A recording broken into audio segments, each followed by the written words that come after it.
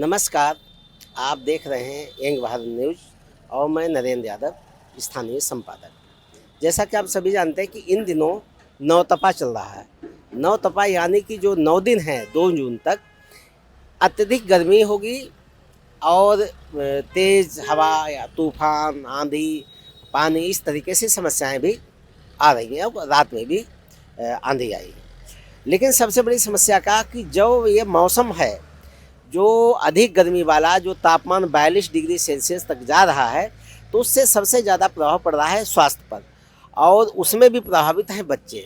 बच्चे जो है डायरिया है और तमाम तरीके के जो मौसम जनित रोग हैं, उनसे जूझने लगे हैं। अभी आप पीछे हमारे देख रहे हैं कि सत्यानंद अस्पताल है, मरीजों की संख्या लगातार बढ़ रही है। तो ऐसे में बच्चे और वृद्धजन जो कोई भी हैं वो रोग से बचे रहें।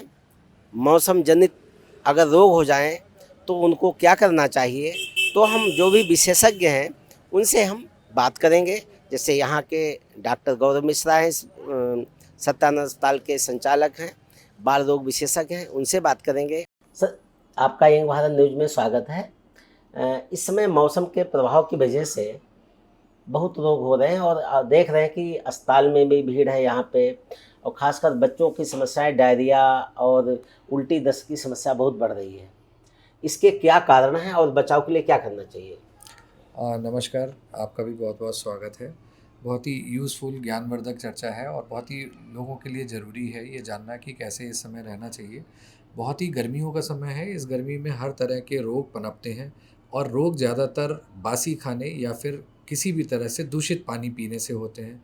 तो सबसे पहले पानी का ध्यान रखें, साफ़ सुथरा पानी का सेवन करें और साथ में ताज़े आहार का इंतज़ाम रखें और केवल केवल उसी को लें। बहुत ध्यान रखना है, बाहर जाते हैं जब हम लोग या शादी बारातों में या मार्केट में जो चीज़ें खाते हैं, तो वो सही होनी चाहिए। उनका बहुत रखी हुई नहीं होनी चाहिए और वो साफ़-सुथरी और तुरंत पकी हुई होनी चाहिए। साथ में जब भी बाहर निकले तो हाइड्रेशन का ध्यान रखना है। हमारे शरीर में कोई भी बीमारी अगर पानी की कमी होने लगे, तो वो बीमारी और ज़्यादा तेज़ी से फैलती है और हमको सुस्ती होने लगती है। अच्छा, ये जो बच्चों में अगर डायरिया तो हो ही रहा, उल्टी दस्त हो, तो प्राथमिक तौर पे क्या करना चाहिए अभिभावकों को? इस समय बच्चों में डायरिया काफ़ी हो रहा है और प्राथमिक तौर पे आपको ओआरएस का घोल और ओआरएस के घोल को भी सही तरह से यूज़ करना चाहिए। उसको बनाने का तरीका बच्चों के लिए छोटे पाउच आते हैं जिनको ठीक 200 एमएल पानी में एक बार में घोलना है और 24 घंटे के भीतर जितना यूज़ हो जाए इस्तेमाल करना है। अगर 200 एमएल से ऊपर यूज़ है तो एक और सेशे का तुरंत प्रबंध करना चाहिए और उसे बनाना चाहिए। साथ में किसी भी अच्छे ब्रांड का ज़िंक का सिरप 5 एमएल दिन में एक बार ले सकते हैं। ये प्राथमिक इलाज है, आप घर पर भी बिना किसी चिकित्सकीय परामर्श के कर सकते हैं। इसके अलावा अगर बच्चे में लक्षण बढ़ते हैं तो तुरंत एक अच्छे चिकित्सक से संपर्क करना चाहिए। अच्छा, इनमें खान-पान में क्या ध्यान रखना चाहिए? ख़ासकर अगर कोई तबीयत ख़राब है, तो बच्चों के लिए पोषण के लिए क्या देना चाहिए? पोषण के लिए सबसे पहले तो पानी का ध्यान रखना चाहिए। अगर डायरिया है या गर्मी अत्यधिक है तो साफ़ पानी का सेवन करते रहना चाहिए। बीच-बीच में जो पानी वाली चीज़ें हैं जैसे पतली बनी खिचड़ी या फिर शिकंजी ये लेते रहना चाहिए। और इसके साथ में सही संतुलित आहार लेना चाहिए। सही संतुलित आहार का मतलब है हमारे पोषण में हमारा जो न्यूट्रिशन है उसके 5 कंपोनेंट होते हैं, हमारी डाइट के 5 कंपोनेंट हुँ। होते हैं। दालें, अनाज, डेयरी प्रोडक्ट्स, सब्जियाँ और फल। इन सभी को संतुलित मात्रा में दिन भर में हमें लेते रहना चाहिए। ख़ास तौर पे हमें प्रोटीन इंटेक का ध्यान रखना चाहिए।